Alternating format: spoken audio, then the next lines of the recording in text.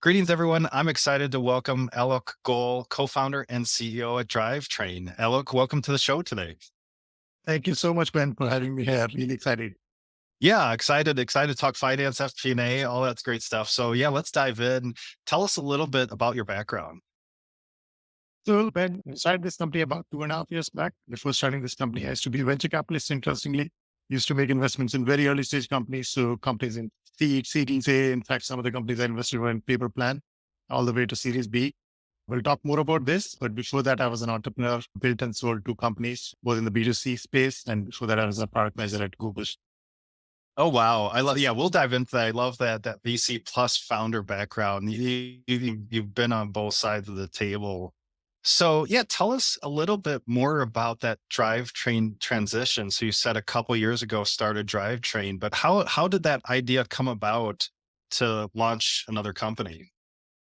Yeah, actually, I would put the entire credit for Drivetrain as a company to my VC tenure. In 2015, I became a venture capitalist. I joined this fund called Elevation Capital, which is actually one of the most successful funds which has come out of India. They are a India-US corridor fund. The fund was largely a B2C focused fund before I joined. And when I joined the fund in 2015, I got fascinated by this some interesting dynamics of these new business model which was emerging called SaaS. It was not a sexy model at that time. Not many investors were keen in making investments in that model. But one of the characteristics that I observed was, in SaaS businesses, every day you put in an effort to get customers that has got a recurring benefit for you. There is like a annuity business. So tomorrow, whatever work you do is going to compound or it's going to add on to today's work and yesterday's work.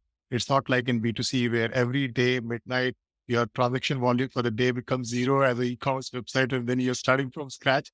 There's some interesting characteristic that was very fascinating. And then I started investigating this business model in more details and got in love with this business model and then started making investments in this area.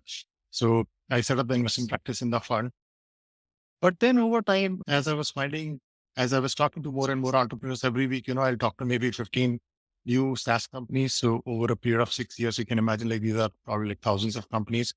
So one of the questions that I got fascinated was some of the SaaS companies would tend to achieve their targets in a much more predictable manner. Every quarter, every month, every 6 months, you meet them, they would have met their targets.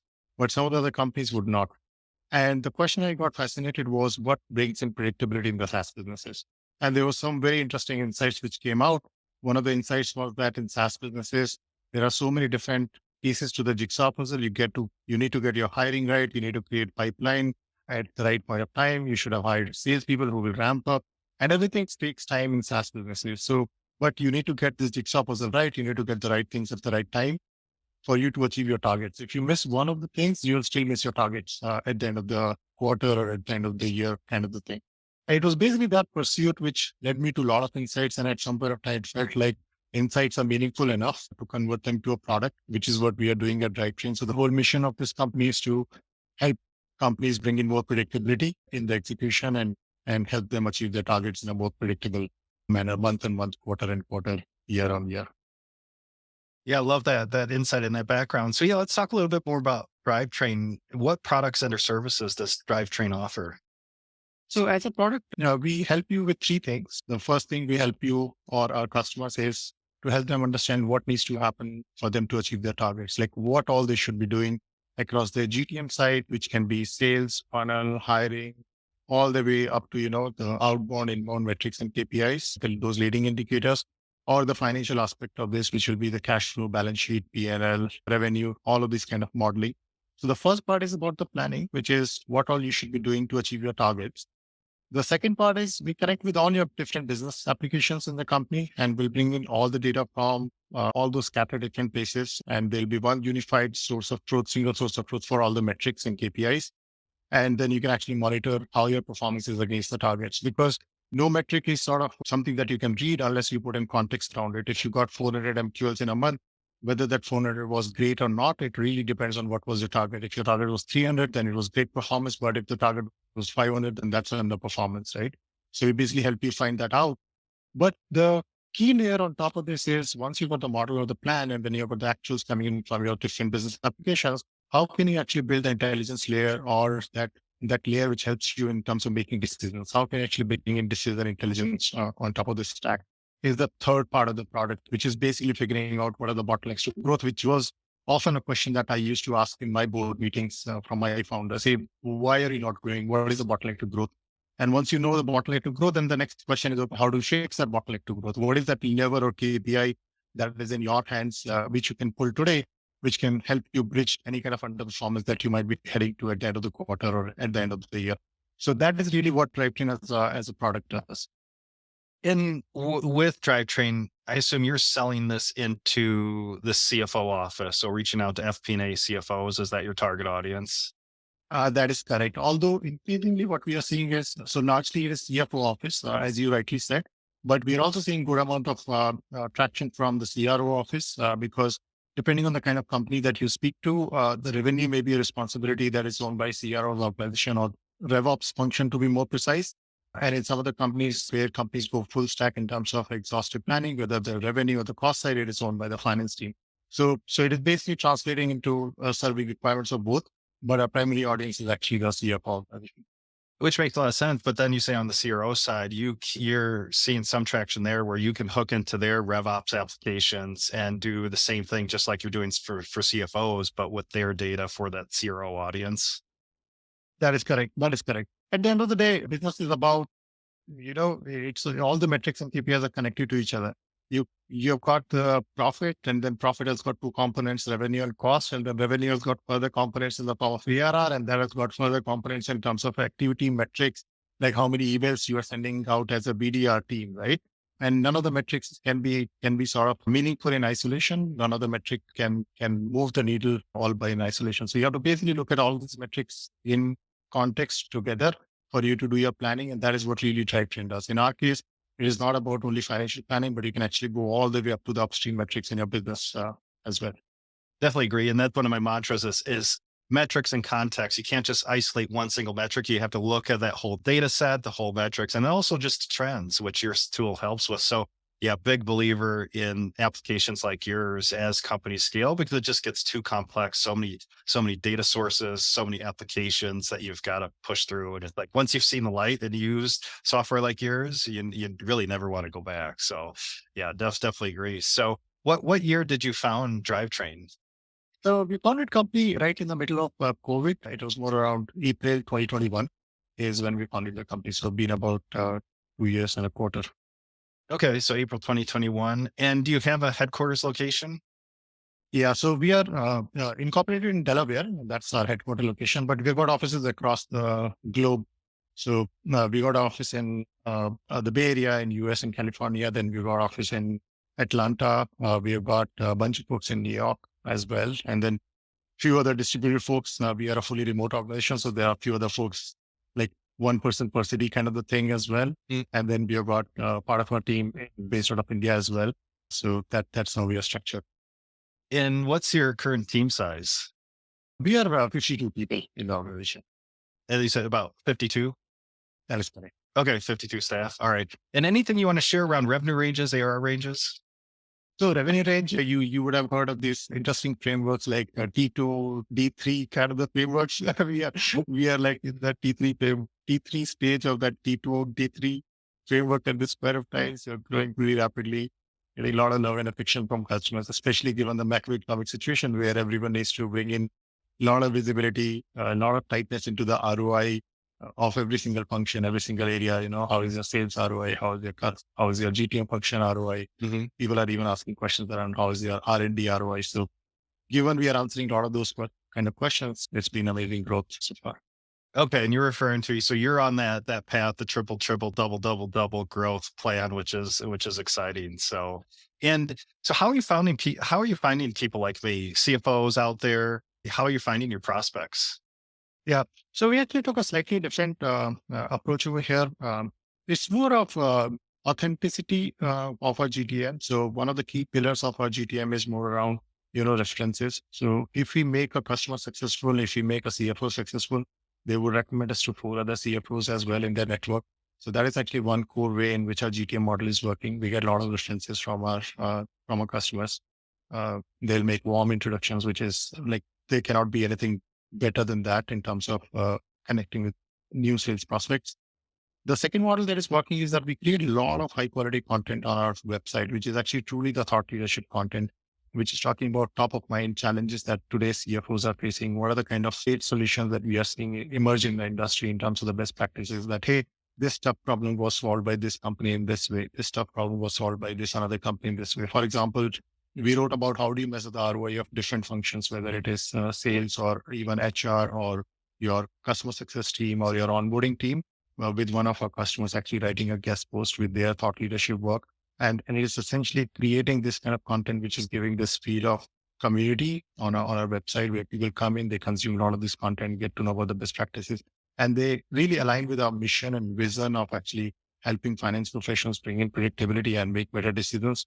And it is that alignment of sort of interest or kind of mission, which actually encourages them to try out our product. And once we give a demo of our product, almost always I get like a wow, this is amazing. So that is actually one of the key things that is working out in our GTM model. Okay, that's great. Yeah, thanks for sharing that insight. And as far as your fundraising journey, how much capital have you raised to date for Drivetrain? So Ben, we raised about $15 million for supporting our product development and growth so far. Okay. And with that 15 million raise, any triggers or milestones that led you to that fundraise? Yeah. So our last fundraise was as recent as October, November last year, late last year. And the key milestone that was reached was more of the core around customer success and the product market fit. Because at the end of the day, the most important thing for any company like ours is the product market fit and the customer success. If you're able to make your customer successful, if you're able to articulate, hey, this customer made this decision because of my product, which otherwise would not have been made, or they have historically not been able to make, that's actually a great position to be in. And those were the kind of milestones which actually played a key role in our last fundraise in the company. And fundamentally, as a company, we are a very frugal company by mindset. So, so don't burn a whole lot of money. You're right. Yeah, that makes sense. So now with your background, investor background, founder background, I always ask, fundraising lessons learned along the way. So how has your background helped you with this process? Knowing sitting on the investor side, any lessons that you'd like to share with other founders, from that VC perspective that helps with a raise? Yeah. So there was one key insight that I got as a VC, which I think is probably worth calling out and sharing over here. Fundamentally, VCs are looking for making investments which are attractive, which are going to be good returns for their investments. And as a business, you are actually making a long-term investment of your time as well. And you are investing your time because you want to get something big out of that. You want to create a legacy. You want to make a big outcome. Whatever is your personal motivation or desire, you're basically working because of that. Now, if you start thinking about reverse engineering fundraise, that is actually where things get tricky, and that is not the way it works. But the core part that I've understood is that because both these parties are actually looking at one outcome, then if you are actually truly aligned to the long-term success of the company, all the decisions that you are making are more around the long-term success, VCs themselves will discover you. So we actually don't do any kind of active outreach. Last round happened more preemptively. We ended up getting more of a term sheet and we reacted to that at that point of time. So the core is actually to build the business as if you're building a business with your own personal money, make the right kind of long-term decisions in the business, and then everything else follows in the fundraising part and all of these things. I don't think you need to think about fundraising as a separate thing. It is more incidental. It is just like something that happens along the journey. If you're heading in the right direction as the journey itself, then all of these things will happen by themselves. And, a common lesson that I hear from founders without the VC background is always, it's very, very, very common is founder investor fit. They believe in your long-term vision. So from your perspective, from your past investor experience, I'd love to hear your take on how important are your thoughts on founder investor fit when making an investment. Oh, that is absolutely important. The way I'll actually put it is in a slightly different framework. You are living your life every day. And success is more of a movement. Let's say 5 years from now, you go on IPO, you ring that bell on NASDAQ and you become successful, right? That moment is going to be with you for a few seconds, a few minutes, a few hours, or maybe a few months, that euphoria. But you're living your life every day. You're going to be getting into a board meeting every month or investor update meeting every month. You're going to be speaking to your board member every week. You're going to be having WhatsApp or email or some kind of a message exchanges with your investors on a weekly basis or maybe at some frequency, right? You want to be living your life nicely at that time. You want to make sure that the people you're working with, not just your team members, but even the investors are the ones who actually see the business your way, who actually have got the right long-term mindset in the way you think about it. If you end up having a mismatch in the founder investor kind of a situation, then you end up investing a lot of time in managing investors. How do I actually make sure that this investor is not going to be upset with anything that I say? Those things are big drain of energy, and where is all that energy coming from? That all that energy is coming from the time you would have invested in your business in terms of making the decisions for the business, right? So at the end of the day, there's a huge cost of any kind of a mismatch in terms of the founder investor on the real business itself, and hence must be avoided at all cost. And that is one thing which we have historically been very careful as well. Our boardroom and our investor meetings are extremely constructive, extremely focused on the problem statement. And that is one thing which we are being very careful whenever we have made choices around which investors to get on board. And I Yeah, highly love. encourage all the other entrepreneurs to think that way as well. Okay, yeah, love that insight and experience. And based on the current stage of Drivetrain, do you have a favorite number or metric that you're focused on to manage the business? I see. So I have got somewhat of a contrarian view on that. But the way I see that, I do see this pursuit of looking for one or maybe three or five key metrics that would describe your business perfectly well. But one of the interesting learnings out of my Google's time was this interesting thing called good art law, which says if a metric becomes your target, then it ceases to be a good metric. Basically, what I mean to say here is that don't look for one, two, or few key metrics. I think the more metrics you're able to put together in the business, the better it is. Because at the end of the day, it is the storytelling that is done by combination of these metrics. You may have 50 metrics in the business. You start impacting one particular metric, but that will almost always have a side effect on some other metric, you know. And when you're looking at both these metrics together, you can actually make a trade-off whether this boost of this metric at the cost of this metric, was this good? Was this a good choice or not?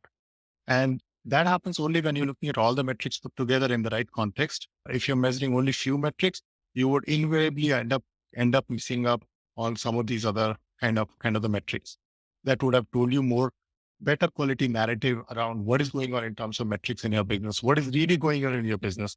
So for example, sometimes you may have a desire of just boosting up your kind of the spend, right? And in case of, let's say, AdWords, which is one of my interesting examples, you suddenly boost up your budget and your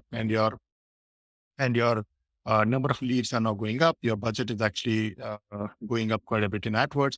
But the other key metric to look at is what is the marginal cost of a lead that is coming in from AdWords. Now that marginal cost may actually be shooting through a lot more rapidly. You may not be comfortable with that. It may not be a good economic decision. It may take a bit longer to explain this kind of a concept. But looking at both these metrics put together in the same context gives you a way to make a trade-off, whether this is a good choice that I'm making in the business or not. So I don't look for one, two, or few metrics. I actually look at in all the metrics, and then I look for what is the narrative coming out of these metrics, and is that a narrative that I'm comfortable with or I'm not comfortable with. I love that. You're speaking my language as a SaaS CFO, right? A lot of metrics we got to look at. Work use those metrics together to drive our business forward. So, look, really appreciate your time today. So, as we wrap up, what's coming up next for Drivetrain? In terms of what's coming up next, I would say we have picked up a massive, massive vision. It's a grand vision. We are not saying we'll just build a simple FP&A tool. We are actually talking about predictability, which is a lot more deeper, which is something that helps people become successful in their business rather than just saving some bit of time. And I think we are going to be continuing on this vision and mission and building a lot more features, a lot more product depth, a lot more intelligence onto the product in the few weeks and months and quarters to come by. Yeah, I love that because predictability is so important in SaaS because if you have that luxury of time and the predictability that comes, with planning your business, knowing what's coming up next, the best of your ability, it's just a bit of a little bit of a relief, to know that you kind of know what's coming around the bend. So I love that. Exactly. So Lucas, really appreciate your time today. If listeners would like to learn more about Drivetrain, where should we send them online? Actually, I always encourage these random no agenda topic of discussions. I love to get on calls with fellow entrepreneurs, CFOs, like no agenda, just exchange notes. So I'm very happy to get on meetings, calls, catch up. I'm at alokg at drivetrain.ai, which is my email ID, or I'm there on LinkedIn as well. Anybody can write to me over there and we can find out some time, or we can just do message exchanges as well. I always encourage intellectual discussions on these kind of topics. Oh, that's great. I'll put your email in the show notes. So appreciate that. So if you want to find more about Drivetrain, of course, email Alok or check out drivetrain.ai. And Alok, really appreciate your time and sharing your journey and your insights today. Thank you so much, Ben, for having me here. And I must call out one thing. I really appreciate all the great work you're doing for the community in terms of writing all this stuff and telling us how we should all be running our business. So really appreciate that. Yeah, no, appreciate that feedback. So again, yeah, thanks for coming on and sharing your experience. Take care, Ben. Have a great day. Bye-bye.